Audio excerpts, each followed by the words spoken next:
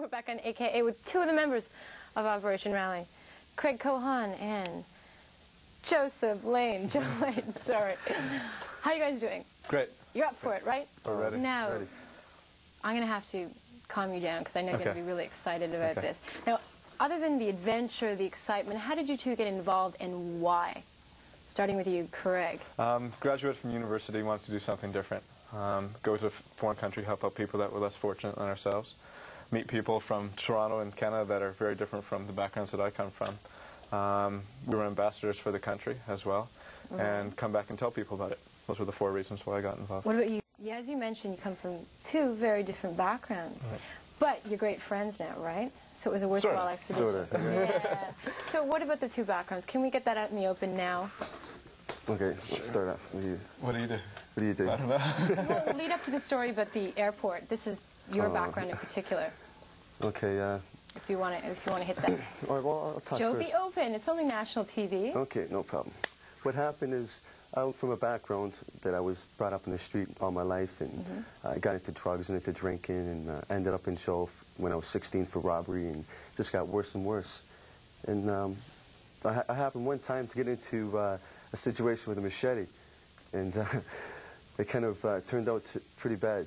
And when I was going down to South America, I had a machete in my duffel bag, and I kind of forgot about it. And I went through, and all of a sudden there was bzzz, and this guy come up and goes, "Hey, where are you going? Come here." Took me aside and went through the bag and found this big machete. So he waved over a couple of big RCMP guys. Right. Huge guy. Check Huge your guys. record. Joe's going to South America with a machete. Yeah, right. I couldn't believe it. They went up and said, "Come here, son. Let's go for a walk." It took me in the back room, and for about 20 minutes, they were talking to me, and finally I was really starting to get upset. And so finally I said, "Look, are you going to leave me here and charge me, or are you just going to let me go?" I said, "I got about 10 minutes to make my plane." And so finally they just This is let on the me way go. to Chile with the Yeah. expedition. Now, before we take a look at some clips from your scenes, now you went Sure. out to Chile.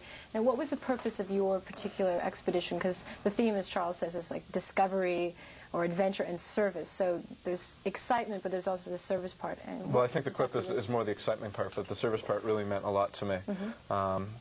For a month, I worked with children rebuilding a school just outside of the jungle, and I really got very, very close to the kids and learned the language, and they really touched my heart. And they live with nothing, Right. and I'm very fortunate to come from a... But still, as you said, they can give you so much. They give you so much in return, and if you try that much, and they're very honest. Different and, background than you're kind of used to, I think. Yeah, very much so. And so it was a nice change, and I really appreciate life in Canada that much more and the freedoms that we have. So tell me about some of the adventures. Where to begin? Where to begin? I mean, we were in the jungle for about a week and a half. The person we were with was the lead guy in the Falklands War from Britain. Right. He said, "Bring no tents." It rained for 6 straight days. We were on That's dehydrated food, looking for a lost lake, doing a flora and fauna study. That was breaking us in, Right. climbing mountains, things like that. And then we were on horseback for a month in the actually doing a road survey for the extension of the Pan American Highway. And we had to look in different valleys and different routes, and it snowed. We had like 10 inches of snow one day, woke up in the middle of the night, and it's freezing cold. What's and snow doing in South America? That's right, that's right. April, we're going to take a look at some clips that you brought back. Now, you haven't seen this, No, and it's not edited, so we don't know this is what cold. we're going to look at. But you can talk over. I'll ask you questions Okay. while we look at the monitors, okay? So this is Craig's journey in Chile with Operation Raleigh on AKA. Okay, now what is this we're seeing right here, Craig? That's the Rio Balboa. That's our horse trek through the mountain ranges. It's totally an unexplored region, actually. And we did a census for the government. There's people that live, every 10 miles, and they haven't been approached by anyone else in 25 years. We were going to climb up the top of that mountain. Yeah, sure. We did actually climb up the top of the mountain to look to survey the route down the Rio Balboa. There were cliffs and huge boulders and things that we knew that really a road couldn't go through. I'm walking up there with Brett Jones, who's from San Diego. So it is, as we said, a worldwide program. I think about 30 Canadians are chosen in a year. Is that correct? In a year, that's right. And there were 3 Canadians on our particular phase. This is at about 7,000 feet. Really tiring. Very, very tiring. It wasn't that high. And then we were just looking and seeing which was the best route to take with the horses, because we had 31 horses.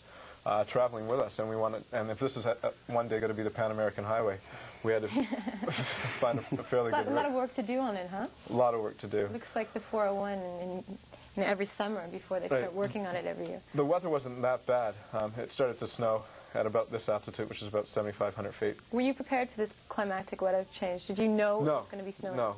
I had a summer sleeping bag in Chile for 3 months. I was pretty cold, especially when it started snowing. And as we can see, this is a co-ed expedition. That's right. Are they right. all co-ed? Yeah, half girls, half guys, and the girls are extremely tough. Now, what kind of training are you put through so they know you are the right person for this kind of program? You have an application form that you fill out, and then you're shortlisted. And we had a weekend at Camp Borden, at base Borden, running and night exercises and picking up.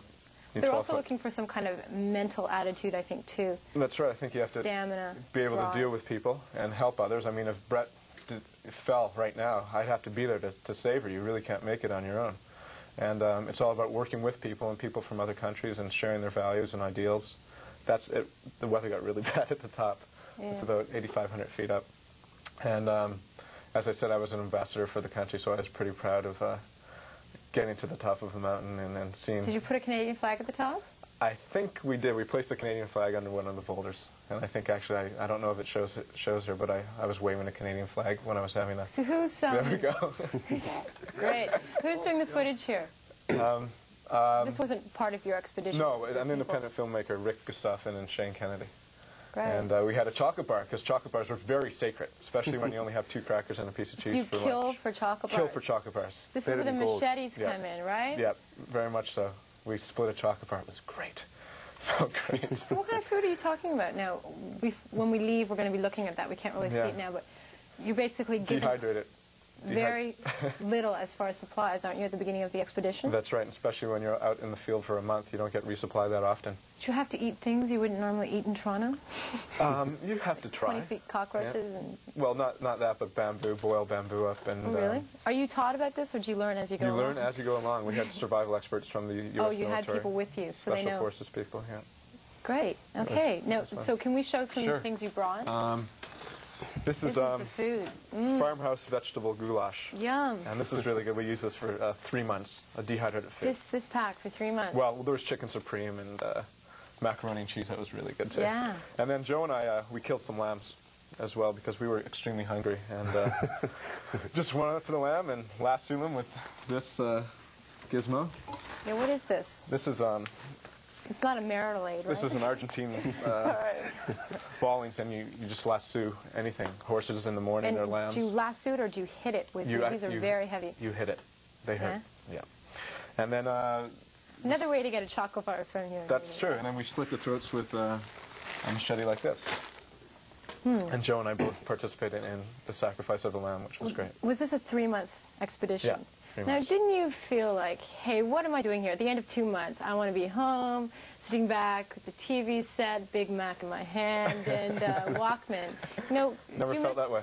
Never? Not at all. No, I was very happy down there, and I think it really taught me a lot about people, dealing with other people. You know, great friends with Joe now. We're from completely different backgrounds, yet we live in the same city. Great friends with people in Malaysia and Singapore, and have good friends in Chile now. And I hope we helped out. I really do. We'll continue with Operation Raleigh after the break. The AK